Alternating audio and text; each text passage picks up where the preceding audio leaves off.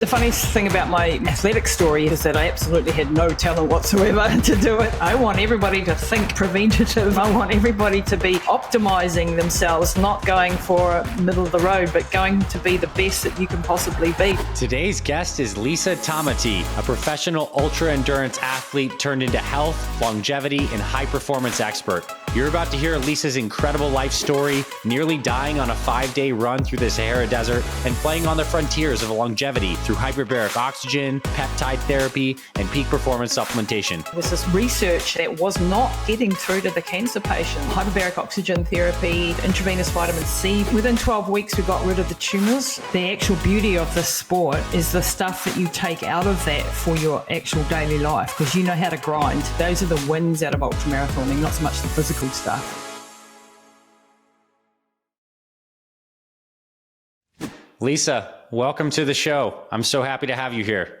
Hi, Dr. Anthony. Just fabulous to be here. It was wonderful having you on my show too last week. So great return. It is really fun to be able to collaborate and get to meet people from all over the world. So I'd love for you to introduce yourself to everyone listening, where you're from, and then this conversation, we're going to go into your absolutely fascinating life story, from running hundreds of miles with ultramarathons to getting on the cutting edge of epigenetics and cancer care to doing all these amazing things. Like, you have a really powerful life story, and this is going to be one people are going to love. But just kick off with a very brief introduction of who you are, where you're from, what you do, and then we'll get into your story. Anthony. I'm very humbled and privileged to be here, and thanks for that. So my name is Lisa Tamati, and I come from New Zealand, right down at the bottom of the planet, born and bred down here. And yeah, as you said, I have a background as an extreme sort of ultra endurance athlete who spent 25 years sort of racing the world's toughest events and doing expeditions.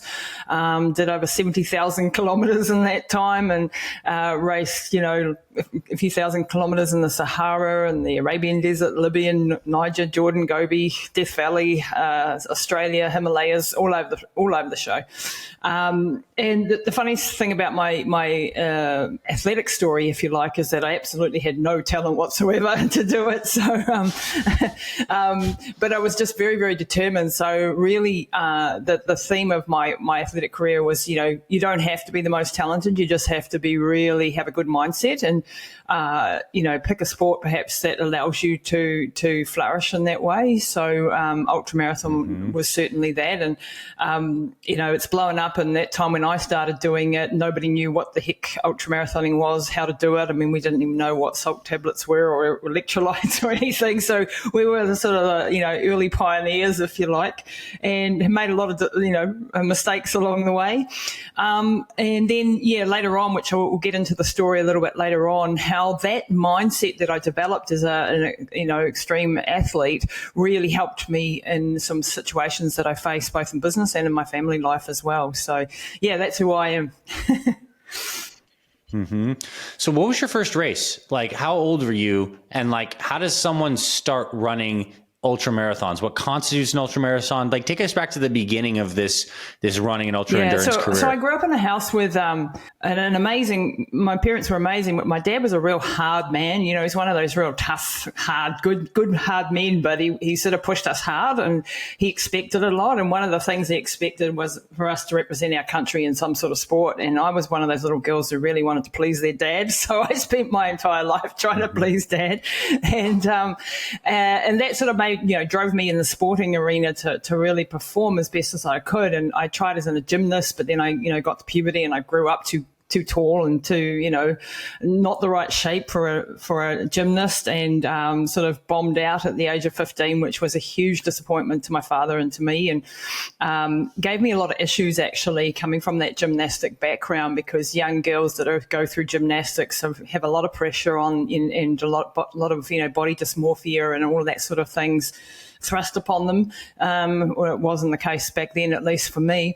So that gave me a lot of self-esteem issues, and I think that opened up the door to some problems along the way. And then in my early 20s, my first relationship, my first love of my life was just this extreme athlete from Austria, and he showed me the world. Basically, we cycled around the world, we biked, we climbed mountains, we kayaked, we canoed everywhere. We spent sort of 5 years sort of more or less on the road, jobbing in between and having this adventure life. But unfortunately, he was a very abusive person, and I was, young and in love, and, he looked like Brad Pitt, and, so I put up with way too much more than what I should have put up with, looking back now. And it was sort of like 5 years of my life that was, it did a lot of good and a lot of damage, but really shaped me for who I became. So in his eyes, I was just absolutely useless. I couldn't do anything. I was, below average genetically. Used to say you got really poor genes and things like that. You're hopeless at running. You're never going to amount to anything, basically. And I believed it. And we spent years doing, all this crazy travel, and it culminated when I was actually 27 years old, when we were doing a crossing of the Libyan desert. And this was an expedition, a 4-person expedition across a military barred zone. It was actually, we were illegally there. We weren't meant to be doing it. We were young and stupid. We did a 250 kilometre walk across this part of the desert that was really sort of unknown, uncharted territory. We didn't have maps back in those days. We didn't have, any sort of proper navigation. All we had was pilot maps. But it was the most beautiful desert on earth. And there was a guy that was leading it, and his name was Elvis, and he was a Yugoslavian survival expert. He couldn't make this stuff up, right? And he was leading it, and he'd been in this desert 20 years earlier and really wanted to cross it together with us. So it was extreme. We had no outside support. We had 20 litres of water each. That was all we could possibly carry, So our backpacks mine was 35. The guys were sort of carrying 40 kilos. And I was, I weighed like 58, 59 kilos at the time. So that was like 2/3 of my body weight almost. And so we had to cover like 45 kilometres a day. And this was really extreme, really difficult circumstances with this 2 litres of water a day. Now, 2 litres of water in a normal life you might get away with, but not in 40 degrees in the Libyan desert, right? And so this was pretty much on the edge. And on day 4, the boyfriend at the time, he was giving me grief because I wasn't helping him with the photography, because we were making a book from this as well. And I just physically couldn't. I couldn't run around and put up tripods while we were walking and, keep up and do all the rest of the things. And so he was having a go at me for this. And the leader of the expedition was like, leave her alone. You can't treat her like this. He was absolutely blown away the way I was treated. And he was so stood up for me. And it was the first time we'd ever been with other people in our relationship. And so that was an eye-opener for me that this wasn't okay. And this other guy was saying it's not okay. And so these 2 alpha males had a big sort of fight about it. And the upshot of it was that on day 4, when we were all, to be fair, we were all in extreme situations, extremely dehydrated, which is like a torture you've never experienced in your life when you're that dehydrated. And so you got short tempers and everything else, right? He abandoned us. He said, right, that's it. You stay with him then, and I'm off, and left us. So that was a really low point in my life where I went, never again is that going to happen to me. And I started to fall apart, and, as you do when your relationship breaks up. And then I thought, hang on a minute, I'm in the middle of the Libyan desert here and I haven't got enough water and I don't know if I'm going to survive. So I better pull my stuff together, so to speak. And I owed it to the other guys not to cause any more troubles as well and to keep going. And so the upshot of it was we battled through the next 4 days. We got out, but it was really touch and go. And that story's in my first book, Running Hot. But it changed my life forever. I mean, it pushed me to my absolute limit, and we nearly didn't make it out. The boyfriend also made it out. He actually got out before us because he was really fit and strong. But it broke me in a lot of ways, and it remolded me in a lot of other ways, because I realized that it's not okay to be treated like that. I had to get out of this relationship, which took me another actual 3 years to get out, but that's another story. And so that was my introduction, right, to doing long distance things. So when that relationship broke up, and it took me 2 years physically to recover, I had a lot of kidney damage. I had a lot of other problems going on. But when I got through that, I was like, I want to do more adventures, but I want to do it in a more controlled manner. And I want to have some fun doing it. And I heard about this race, a famous race called the Marathon des Sables in Morocco.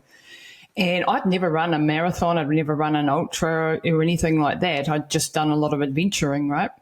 And it was 240 Ks across the desert. You were 700 odd people. You got helicopters, you got doctors, you got, everything. You have to carry your own gear on your back, but you got 9 liters of water a day. And I'm like comparing it to the Libyan desert in my head, right? 250, 240, okay, 9 liters, 2 liters, 10 kilo backpack, 35 kilo backpack. And it's billed as the toughest race on earth, right? Back then. And I'm like, I reckon I could do this. And so I signed up for it, got some sponsors, managed to get down there. And the rest, as they say, is history, because I was just hooked. I just loved it. I did really well, like I was a rookie in the ultra running scene, but I did pretty well, and I absolutely loved the vibe, the camaraderie. You've got 70 odd nations there and all these runners, and we're all on this big mission together, and we're all, in pain, and it's hard and it's tough, but we're just fighting along together. And so that camaraderie really hooked me in. And that was the beginning of my ultramarathon running career. So yeah, after that, so sorry, long-winded. No, I'm honestly captivated, and I have a lot of questions I'm so curious about. Is back to the desert, and I guess you can also mirror it in the next race that you did. Where do you go in your head when you're almost like at the brink of exhaustion and even death? Like, how do you keep moving forward? Is there a kind of self-talk? Like, what are you tapping into? Like, I think people want to know this, because we have our own versions of, going and showing up for a workout, and it's hard. But I mean, that's like 1% of like what you've gone through. So where do you go? What happens in your mind? How do you continue to push when you're that weak and devastatingly exhausted? Well, partly once you're in it, you don't have a choice, right? So you're in situations where you have to carry on, or else you're not going to get out, right? You occasionally get into those sorts of situations, or where you've spent a year and a half preparing for something and you're really, in it. It often is harder than what you think it's going to be, right? So you don't, we tend to, as humans, it's like, when women say when they've given childbirth, they're like, never again. And then, a year later, it's like, oh, should we have another one?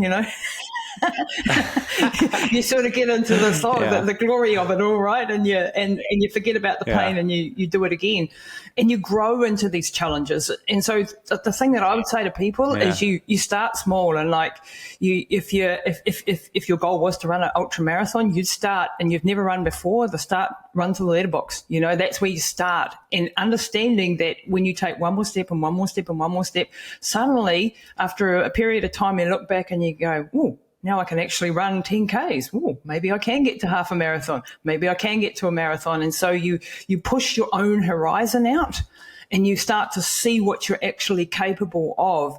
And then once you're hooked and you've got the actual sort of positive addiction, if you like, going on, then it's a natural fit, and you've also developed a habit of doing something. So you don't if you're trying to get off the couch, for starters, don't go, well, I'm going to run 100 miles and, do that, because that will overwhelm you. So you have to have these little mini steps. That may be your long-term goal to do such a thing, but you have to have, right, today's job is running to the letterbox. Tomorrow's job is running a kilometre, whatever the case is, and you build on that.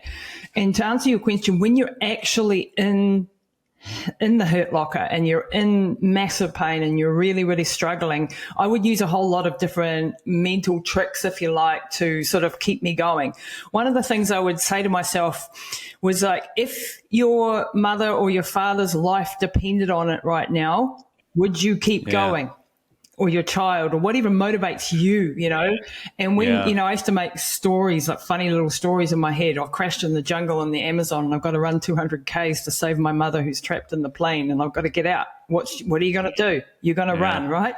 And when you go to places like that in your head, you're like, well, if I could do it, if someone's life was on the line and I could keep going, then I can actually keep going now, like it's all in your mind, whether you can keep going. And yeah, it's painful, but you can do that. And the other thing I would do is like, I'd give myself little wee goals to go for, like a treat, sort of like, okay, if you can just keep going for another 500 meters, even though you're in hell pain right now, you're going to be able to stop for 30 seconds and do a stretch. So you'd have that little goal to aim towards, and then you'd give yourself that reward.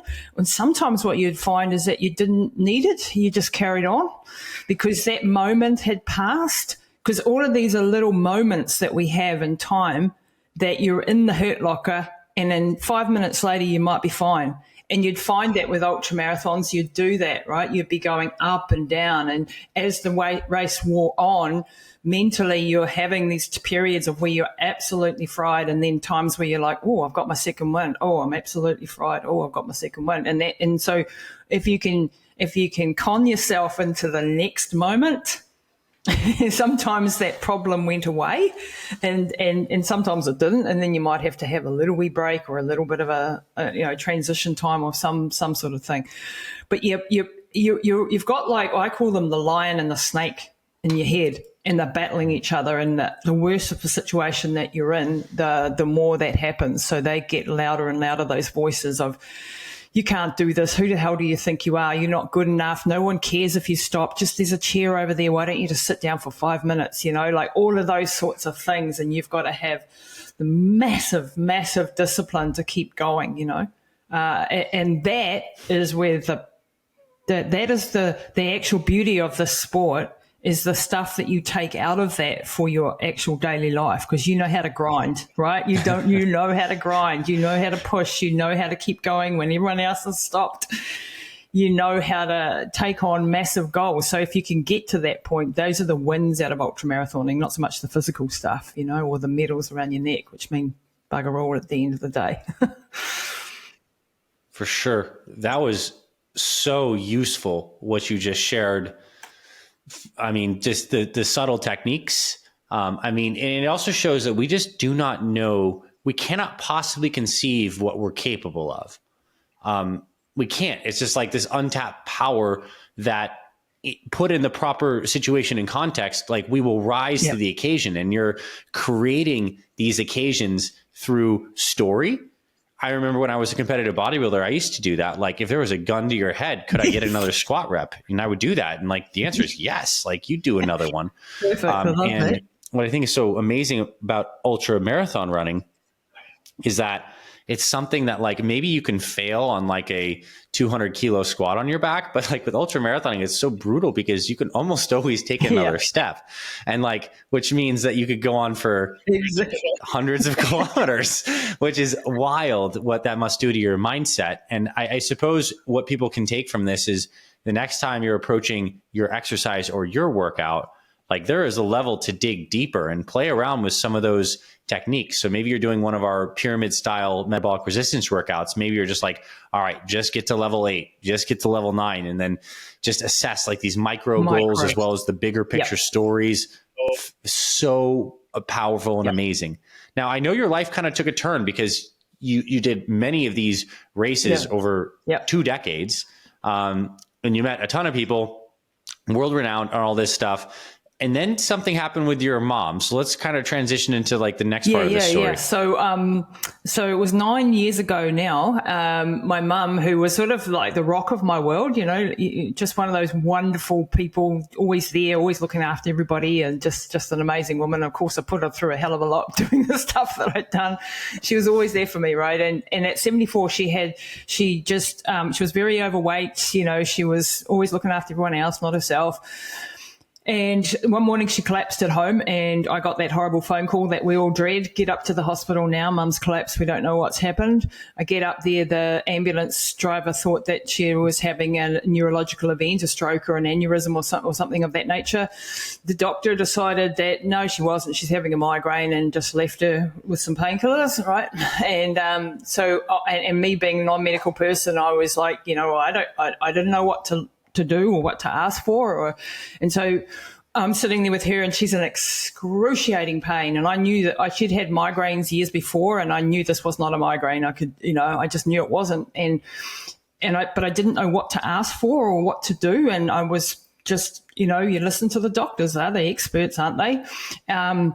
And eventually, after 4 or 5 hours, I was just desperate because she had another massive attack where she was just in screaming pain, and nothing was happening. And so I rang up a friend of mine who had crewed for me in Death Valley and places, and she was a paramedic, and she knew the staff up there. And I said, well, we're being ignored up here, and I don't know what to ask for, and something's majorly wrong. Can you get up here? And so she raced up, took one look at Mum and said, yep, she's having a stroke. I'm sure she's having some sort of neurological thing. She goes to the doctor and tells him in no uncertain terms, get this woman, I know her, she's not a hypochondriac, get her a CT scan right now. And he finally relented, and it was 6 hours by the stage, and they took her through for a CT scan, and it came back that she had blood right throughout the brain, and she'd had a massive aneurysm.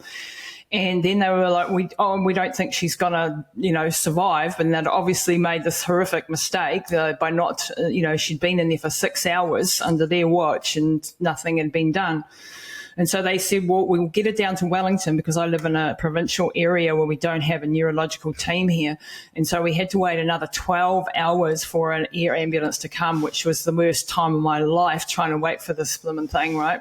And I remember my dad coming up to me, who's been married to my mum for 55 years, and they were like, saying to us, look, we don't think she's going to survive. This is it. And so my dad was a firefighter, and he was, falling to pieces because this is his love of his life, right? And he was like, well, we better start planning the funeral. And I'm like, I grabbed Dad by the shoulders, and I'm like, Dad, she's alive, and I've missed the boat this time, but I am not going to miss it from here on. And we are going to get her back, and we are going to, go down fighting. She's, I want you to get my brothers, get down to Wellington, start giving people jobs when they're in a panic situation like that, get their executive brain thinking so that they can, snap out of the panic and get into the action. Get down to Wellington, and I'm going to stay with Mum, and we'll meet you down there. And we're going to do everything in my power, Dad, to get her back. I'm not going to be caught out again. And he was like, right, he was on a mission. And about 18 hours later, we finally got down to Wellington. The surgeons did an absolutely amazing job at stopping the blood. And they put a stent into her brain and started to take the blood off the brain. And then they said to us, I'd never experienced this, so I didn't know what to expect. They said she's in critical condition. We won't know for weeks whether she's going to survive, because when blood and brain matter mix, they cause massive microglial activation and inflammation, and we don't know if she'll survive. And we'll see over the next few days if she goes into a coma or what's going to happen. So from that moment on, I really started to study and try to be hyper vigilant and watch everything that they did and question everything and push for everything that I possibly could. And I don't know what's like in America, but over here you better push for the resources that you think you need, and you better know what you're looking at, and you better ask all the questions, otherwise you will not get what you need. And so I started to do that. And in the critical care situation, I couldn't really do a heck of a lot, because, really up to them. On the third day after the operation, she started to go into a coma, and I come into the room and there's 10 doctors and nurses all working on her, and I'm, that most horrific moment of your life. And they pulled her back. They got her back they put her into the ICU. And then I realized that the ICU was like way better, 24/7 care, and that we should have been in there from the get-go. So it was another wake-up call that, I didn't know to ask for this. I didn't know to push. So, here we were finally in the ICU with proper, vigilance happening. And long story short, she was in and out of a coma for the next 3 weeks, and every day she would lose more and more of her brain. So she was actually getting worse as the inflammation took hold and as the swelling in the brain started to happen and all of this. But they got her through that period of 3 weeks where they did a coiling operation in the middle of it. and they managed to stabilize her, and they knew that she was going to survive. And then they were like, well, what's the damage? The damage was massive, like massive brain damage. There was hardly any higher function left. So she was unable to know who I was or what she was. She had no concept of, being a person or a woman or anything. She had no speech. She had a couple of words, and that was about it. She was paralyzed on the right side from an extra stroke caused by the coiling operation. So she was in really, really bad shape. And they said to us, look, this is really looking dire. You're going to have to put her into an institution. There's not much we're going to be able to do.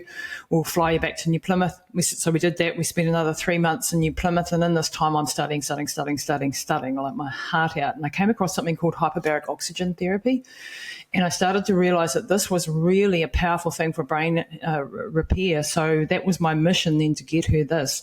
Well, while she was in the hospital, I couldn't do that. But what I did notice in the hospital, I'd done a race in the Himalayas at extreme altitude, and I'd been using this thing called a hypoxico tent, where they take a lot of the oxygen out of the air and you adapt to altitude, right? And I'd ended up with altitude sickness from this, and I'd ended up with a hypoxic brain concussion from sleeping at 6,500 meters a night, which I shouldn't have done. That's another story. That's in book number 2. But I started to have a proliferation of all the infections in the body, because bacteria proliferate when there's not enough oxygen, right?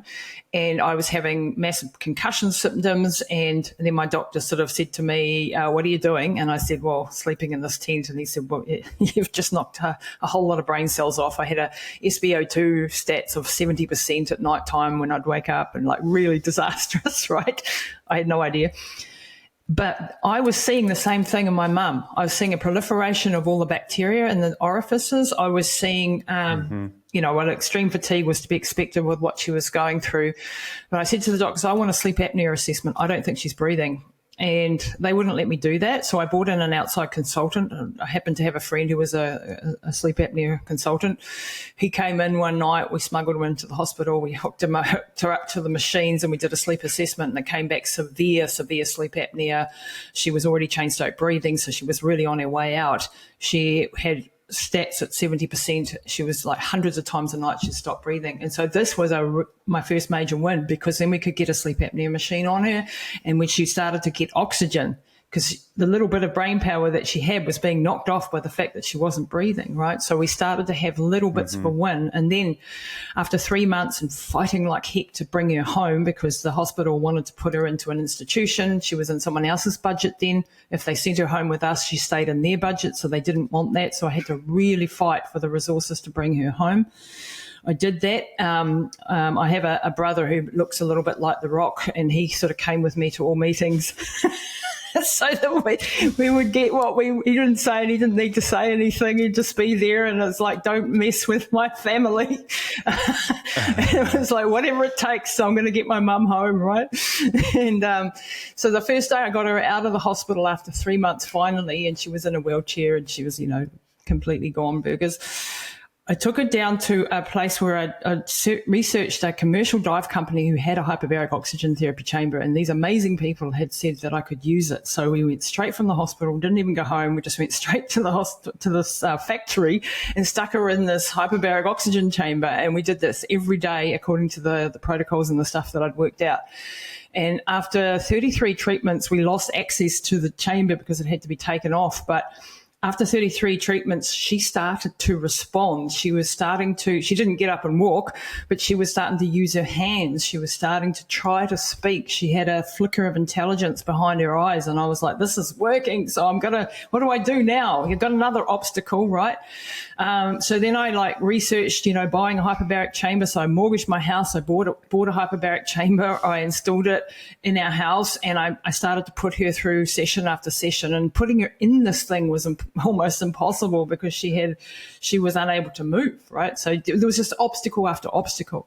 But as she started to have these treatments, then I started to study functional neurology, and I studied vestibular systems, and I studied keto diet, and I studied supplementation, and I put together an 8-hour program every day that I did with her. And I was still running my own companies at the stage. I was, blowing myself to pieces. But I spent all this time just staying one step ahead of her in her recovery, and it was grinding. It was just thousands and thousands of hours of retraining her brain, to do the most basic of things. And it took me 2.5 years of this full-on regime to get her back to full health again and full, it took me a year and a bit to get her out of the wheelchair and taking her first steps, and it took me another year and a half, and had her full driver's license, full power of attorney, full intelligence back, walking 5Ks a day, going to the gym 5 days a week. She lost 50 kilos in that time. It was just a miraculous recovery, actually, but it wasn't a miracle. It was a culmination of amazing research, amazing doctors, amazing and dedication to the cause. And I've actually written a book about that. That's my mum there for those that are looking on the video. And the book's called Relentless, and that really is. That's what it took. You had to be relentless. And that's the value of being an ultramarathon runner, right? Because I knew how to grind out hours and hours of training. I knew how to carry on when everyone's going, it's impossible. She's never going to do anything. Yeah. Why are you putting her through such a torturous regime? Because, rehabilitation is painful, hard, brutal, like all of that sort of stuff. And everyone's just give her an ice cream and stick her in the corner. And I'm like, no way in hell am I doing that. She's going to come back, and we are on this mission together, right? And as my mum started to wake up as to what was actually happening with her and what had happened, and, she went through a period of grief for what she'd lost, but then she fought with me, and she cooperated, and that was absolutely key factor as well, because the person has to actually want to get better and go through this torturous pain that I was putting her through on a day-to-day basis. But and I had so many people that were criticizing me all along the way, and telling me, you've reached a plateau, you're not going to go any further than that. It's impossible to do that. And as an ultramarathon runner, I'd always been told it's impossible. You can't run across Death Valley. You can't run across the Sahara. You can't run across in the Himalayas. You can't do these things. And I did them. And so I never listened to people who tell me I couldn't do some. I always only listen to the people that tell me I can, and here's how. And here's the next step. And I put together a team of doctors and people and scientists around me. And that's actually what led to my podcast, Pushing the Limits, because I wanted access to the best people on the planet. So I started to have a show where I could interview the best people on the planet for brain rehabilitation. And then it went on from there, of course. And now we're, 9 years later, and we've had other dramas along the way, but I'll stop talking for a sec so you can get a word in. It's amazing.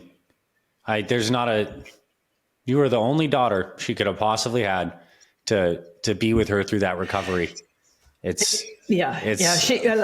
we're a team, and we squabble every day. Every day we'll have little, and I'm sure people think I'm terrible and nasty and hard, and I'm all of those because I'm a coach and she's my Olympic athlete, I treat her like she's training for her Olympics. So at nighttime when she's tired and she can't get up out of her chair very well, I make her get up, and I don't get her up. You know what I mean? I make her do it because I need her to learn to engage those muscles. I need her to be balanced. I don't make life easy for her. And that's, but I do that out of love, because if I take that away and she is helpless, and if I make her people don't need comfort. People need challenge, goals, love, support, understanding, compassion. They need all of those things. But sometimes they need a hard-ass coach that kicks them in the butt and says, get out there, even though you don't want to, For sure. Oh, totally. I mean, that's an even higher form of love. What was your dad like through this experience? Amazing. Like what was his impression through that? The whole time, the trajectory of his experience? He was amazing. My dad was just, he loved my mum to pieces. And I remember when we were in the hospital and there was a social worker who was hell-bent on putting her into an institution. And I was the spokesperson for the family. I was the one that they were meant to go through. My dad was elderly. He was, very frightened and, in a state of not being able to I didn't want him talking to the hospital staff and being bullied. And they did. They got him one day when I wasn't there, and they tried to get him to sign the pieces of paper to put his wife in an institution. Yeah. And I'd been fighting them, and they knew they couldn't get through me and that I wouldn't sign the papers. So they tried to go through my dad, and they did it in front of my mum. They were like, your wife is knackered. She's never going to do anything. You've got to put her into an institution. Your daughter's very forceful, but she's not going to be able to cope. And you've got to sign these papers. And my dad went home to shoot himself in the head. Yeah, and we stopped him, thank God, because he didn't want to survive without his wife. And he didn't want to live without her at home, And so, sorry. When I found about that, I did take my brother with me, and we went back in, and I threw my books at this guy, and I said, "You will not talk to my father. I am the spokesperson of this family." I brought a complaint to the thing, and we had this big, massive meeting, and they were all making the judgments on whether they'd let her take her home. And we did. We managed to get her home, and I remember the first day, when we got her home, and I had this plan. I had the hyperbaric, and I had all the things. And Dad was just like, "Whatever you need, Lisa, I'm here. I will be there. I don't care how hard the road is. I will be there for her." And he stood by her every step of the day. Every day, he would be there for her, fighting for her. My whole family were, and they were just absolutely amazing. And my dad was just, and he was older, and he wasn't able to do the medical stuff or the research or any of that type of thing, but he was there doing the hard yards, changing her nappies and putting her in the shower and making her food and going and shopping and doing all of that sort of thing, And he was just absolutely wonderful. And unfortunately, sorry, it's a bit of an emotional journey, as you can imagine. Unfortunately, I lost my dad 3 years ago, and in also very difficult circumstances, where he was in a hospital and had an aortic aneurysm. Survived the operation, but they wouldn't let me do what I wanted to do, which was intravenous vitamin C, because he developed sepsis, and I knew the research because I'd interviewed all the researchers on sepsis and vitamin C, and I knew that this is what we needed to get him if he was going to have a chance to survive this situation. And I came up against the ethics committee, who would not let me do something as basic as intravenous vitamin C, even though he was dying, and there was no other options. They'd run out of options for him. And so I fought for 16 days against this ethics committee to win the right to be able to do this very basic thing of giving him intravenous vitamin C to try to give him a chance to survive. And they wouldn't let me. And I eventually did win the right because I found a legal loophole. But I'd been fighting for him for 16 days by the time I got the first intravenous vitamin C into him.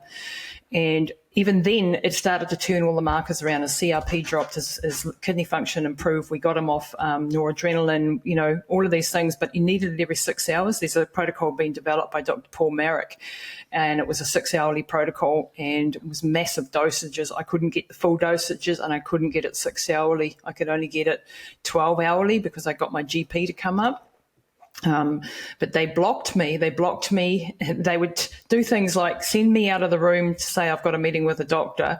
And then when the GP would come up, they'd tell her, "Oh, we've got no lines for you to put it in, and send her out again." Stuff like that went down. And I saw the system turn on us because they didn't believe that he could, he would come through and just get rid of him, get him out the door as fast as possible. And they were trying to get me to sign him off life support and so on and so forth. And so I battled, but at the end of the day, I lost because we couldn't get that, what we needed. And we may have still lost him anyway. I don't know, but I'll never know now. And that's, that's what drives me, Anthony, to help other people, because I've seen the way at least our system works, and there's big problems in our medical system, and there are some great people and some great doctors. And if you break your leg, you want those guys fixing it. They're great at surgeries. But when it comes to chronic, conditions, when it comes to degenerative stuff, you better be up on it yourself, because If it's not a drug and they can't make money out of it, things like hyperbaric oxygen therapy just don't see the light of day. I have a hyperbaric oxygen clinic now. Mm-hmm. I work in the space. I'm in genetics. I do personalized health consulting and functional medicine. And that's all come out of this journey, because I was like, well, I have to be in the trenches helping people, because I don't want them to go through what I've been through, you know? Yeah. Oh, I completely understand. And your life is such a experience of the deepest pain and persistence that's transforming into service and love. And your fighting spirit is as tremendous as anything I've ever seen in a person. Just like yours. For sure. I have one. I think they come in levels and degrees, and I'm humbled to hear the lengths you've gone in your life for your family and yourself. And I mean, this could be the whole story, but it's not. I know there's one more component that happened with your mom, like after she made her recovery. So, I mean, if anyone doesn't have jaw drop now, like, here's the next and final part. Let's get into that. What happens with your mom next? After my dad died, of course, that was a massive shock to mum, and she, you know, with the resilience of that generation, I don't know, she managed to carry on, but she got almost 3 years ago now. She started to have facial droop again, and I rushed her into the hospital thinking it was another stroke, and it turned out to be, after 3 weeks. By the way, they sent me home again. They said there's nothing wrong. I went back in 2 days later and they sent me home again, and I said, I want an MRI. And they said, no, we're not doing one. So for 3 weeks, I fought to get an MRI. And when I finally got one, they said, oh, my God, we've got multiple tumours all the way through the brain. We'll take it down to Wellington again. We'll have the same surgeon who operated on her the first time was kind enough. I chased him around the country, terrorising this guy, until I got hold of him, and I said, do you remember Isabel? And he said, yes, I remember the lovely Isabel. I said, she needs your help again. Would you please operate on her? And he said, yep, get down here on Tuesday and we'll get her into the operating theatre. And so this amazing surgeon did the surgery to take out this big major tumour that she had in her brain. And then they did the pathology and the, you know, whatever you call it on it, and it came back to be an aggressive CNS lymphoma, so a lymphoma but in the brain, and a very aggressive form of it. And they said, look, she's got weeks to live and there's nothing we can do, and there are other tumours in there, and, you know, get ready to die. And I just went, nah, that's not happening again. We'll see. And so again, having the podcast came to my rescue, because then I started to study the metabolic approach to cancer and adjunct therapies. And I started to interview one amazing doctor and professor after the other. And I started to realize that once again, there was this world of research and information out there that was not getting through to the cancer patients. And so I developed, I put a team of 15 doctors in different disciplines around her. We sold a house in order to pay for all this, because it costs an absolute fortune. She had advanced genetic testing done. We worked out the what she would respond to. I couldn't get the chemotherapies and the immunotherapies that were indicated on this gene test. So I chased all over the country trying to get private oncology to give it to us, and we eventually managed to get one called temozolomide, which is a mild, if you can say that, a chemotherapy that was not indicated for her lymphoma normally, but it was indicated after this genetic test, right? So I managed to get that in. And then I did hyperbaric oxygen therapy. We did intravenous vitamin C, because there's a huge amount of research of intravenous vitamin C and cancer. We put in peptides, things like thymosin alpha-1 and others. And we put in a very, very strict diet protocol. So a really, really restrictive keto diet, especially at the beginning, and, you know, really went hard. I chucked the bus at it. And within 12 weeks, we got rid of the tumours that were visible in the MRI. They all shrunk and went away to nothing, to no more visible on there. And we've been able to maintain, and you never want to say you're cured of cancer, because we're all producing cancer cells every day. And when you get older and your immune system goes down, then you're more likely to, you know, for it to rear its ugly head again. But what I do is I stay very much on my toes, and I keep her on a really good diet. It's not quite as strict as it was at the very, very beginning, where she was eating basically vegetables and that was it, until I worked out what she could have. we then ran into some depletion of certain nutrients and so on, and we had to bring a few other things in. Some of the drugs that I had her on, off-label drug combinations like metformin and celecoxib and things, did some damage in the gut. So then we've had a few gut issues that we've been dealing with in the past year. So it's an ongoing saga, but she's at the moment she continues to improve. She went through an E. coli infection in December, went out to a cafe with a girlfriend and ate something bad, and ended up with a very bad E. coli that also nearly killed her. And so I've been building her back from there. That was my November, December. It was spent keeping her out of the hospital. And of course, she was extremely ill, bleeding, and, just terrible state in the gut. But I managed to pull her through that one as well. And now she's getting better and better. And I've just been putting things new into her protocol that have given her another step up. So I actually took her for another driving lesson the other day because they'd taken her driver's license off her when she had the tumor removal. And, she's back to that ability again now, and she's walking better again now. And we're back at the gym now, and we're back into life. And she's on these things called plasmalogens, which I'm super excited. This is the hottest new thing at the moment for me, that have taken her. When she had the E. coli, she lost the ability to speak again because the impact that it had on her brain and the reserve capacity is not there. And when I put her on this plasmalogens, within an hour, she started talking again. And then she started to get better and better and better. So I'm super excited about these at the moment. And they've been using this for things like Alzheimer's and things and autism and all sorts of things. But so now she's, in other words, I'm still researching. I'm still on the ball. We're still training every day. And now we're 9 years into the journey, and she's happy and healthy, as she can be. She has some limitations, but she can walk around. She can go out with her girlfriends. She can play with the grandchildren, wonderful, wonderful.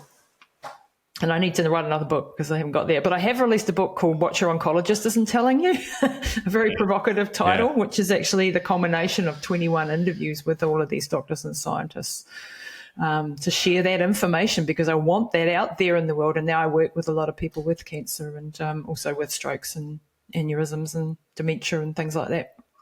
I take so much hope from this conversation, hope for the power of the human spirit, hope for the power of family and love, what hard work can accomplish, what research and being on the cutting edge can do.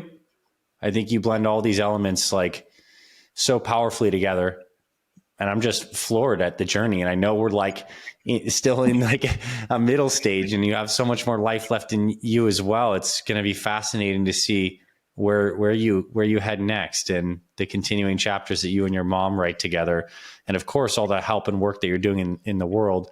And I'm sure people listening to this now are fascinated by you and all the people that you have accessed as well. So I want to do another plug for your podcast, Pushing the Limits.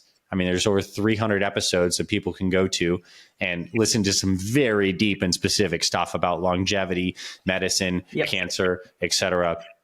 So it's great. And I also have an episode on there too, if you'd like to listen. That was fun. We talked a lot about mindset and emotion and how that plays in. So let's finish this by telling some general cutting edge wellness things that, like perhaps hyperbaric oxygen and other things you think are very hot and that you would incorporate into your own life, like not necessarily battling chronic disease, but wanting to be optimal. I think people will be very interested to hear your perspective. Yeah, so that is my focus now, Dr. Anthony, is actual longevity and anti-aging science. And because now that I've gone through all of these, sick care rehabilitations, I'm like, I want everybody to think preventative, and I want everybody to be optimizing themselves, not just going for middle of the road, but going to be the best that you can possibly be. So my life is, I'm obsessive. I'm an obsessive personality, if you haven't worked that one out yet. But, I'm constantly using myself as a guinea pig for different things. I'm on so many different supplements that I'm trialing and different, and engaging and testing. And I love that. It's just part of who I am. You don't have to go to that extreme. I'm a huge proponent of hyperbaric oxygen therapy. It can be very powerful. It basically hyperoxygenates the body, but it also causes a stem cell release, hits inflammation pathways. It compresses the size of the oxygen molecules so it can pass through things like the blood-brain barrier and actually supply fuel, if you like, to the neurons and the brain cells that are struggling after a TBI or autism or cerebral palsy or stroke or multiple sclerosis or Parkinson's, or indeed cancer as an adjunct, because cancer doesn't like to be bathed in oxygen. It's a hypoxic thing. So so there's many facets on which it works. And, there is so much research out in the world. Dr. Shia Frati is one that you might want to follow, or Dr. Scott Shear if you want to find out more about hyperbaric oxygen, and I've got a few of them on my podcast. So that's something that I think if you're having a major thing like that and you can get access to hyperbaric, I've got a soft shell chamber in my home, and I've got a hard shell clinic with hard shells. I'm a big proponent of that. I'm also very much into the longevity supplement space. So I have a company called Avum Labs, and we're just starting our journey in the last 6 months, putting out longevity supplements that are really going to be focusing on, in the first instance, immunosenescence. So we're going after the immune system, because I understand that at the basis of all the hallmarks of aging basically is the immune system. It affects all of the others, if you like. So we need to attack that, I think, as our first protocol, at least within our company, is what we're doing. So we are looking at ingredients that can really boost the immune system. Not boost, it's the wrong word. I hate that word, actually. Modulate the immune system. Perhaps. Thank you. Yeah. You don't want to boost it because you don't want it to attack where it shouldn't be attacking. But as we get older, we lose the immune system. So there's a molecule that we're using, or an ingredient called immune defense protein, which I'm very excited, which actually comes from colostrum, a bioactive whey product, actually, with 50 bioactives in it. And we're excited to get that one out. And that's combined with another one called Immunel, which is also another very exciting bioactive from colostrum with different properties. So these are very highly concentrated, without the downsides of colostrum, which can be, lactose intolerance and all these a few other problems, but all the positives with lactoferrin, lactoperoxidase. So that's what we're doing on the supplement front. And then I'm a fan of sort of understanding the biochemistry, like an NAD pathway, very important. Sirtuin genes, the longevity genes that are involved with the 7 sirtuins that we have. So we'll be bringing out our own NAD product that will hopefully come out in the next 6 months. But, understanding these pathways, that's what's important. So spend the time educating yourself, and don't think, well, I'm not a doctor, I can't possibly understand that. You can, and you can teach yourself this. I'm proof of that. I haven't been to medical school. I don't need to go to medical school. I've taught myself. And you can do that too, because we have a democratization now of information. It's no longer held in medical textbooks. You have access to it. You have access to people like Dr. Anthony and thousands of others who can teach you on a daily basis everything that you need to know. I love it. And insofar as the system itself, when you're in a hospital or an ICU, maybe a controlled environment, it's completely democratic with access to all this information. And there's so much proactive stuff that you can do. Yeah. I love it. I found this conversation so inspiring, you so inspiring. And I can't wait to get this out to our communities for more people to know about your work. And of course, wherever you're watching this or listening to this, there's also going to be links to Lisa's various books, her podcast, her website, where if you want to consult with her as well, there's going to be access for that. So Lisa, thank you for your time, for your vulnerability, and honestly for living an incredibly powerful life. Thank you, Dr. Anthony. It's wonderful. We're brother and sister on a similar crusade, I think, just on opposite ends of the world, doing what we can with our skill set and hopefully influencing as many people as we can positively. I absolutely agree. Thank you, Lisa. Thanks, everyone listening. Hey there, my friend. Thank you so much for tuning in to this week's episode of the Fit Mother Project podcast. If you love what you heard, I have a favor to ask you. Please consider taking 60 seconds right now to leave us a rating and review on our podcast. Leaving us a review is super quick. It only takes a minute, and it's so helpful to us as it really boosts this podcast to reach more people who need this information and this message. If you're listening on Apple Podcast, you can leave us a star rating and review. If you're watching on YouTube, you can hit the like button and leave us a comment. Overall, I truly appreciate you being with us here on the podcast. On behalf of me and my entire Fit Mother Project team, we truly feel honored and grateful to support you and your family on your journey to fantastic health. I thank you for your support of this podcast and of this mission. Also, if you're interested in joining our Complete Fit Mother program and becoming an official member of our community, you can visit our website, fitmotherproject.com. And on the Fit Mother site, you'll be able to see our Complete Fit Mother program along with our online store with the best supplements designed for busy moms. And you'll also find a ton of free resources like recipes, workouts, meal plans, and more. God bless you and your family. This is Dr. Anthony Balduzzi signing off. I'll catch you on the next episodes of the Fit Mother Project podcast.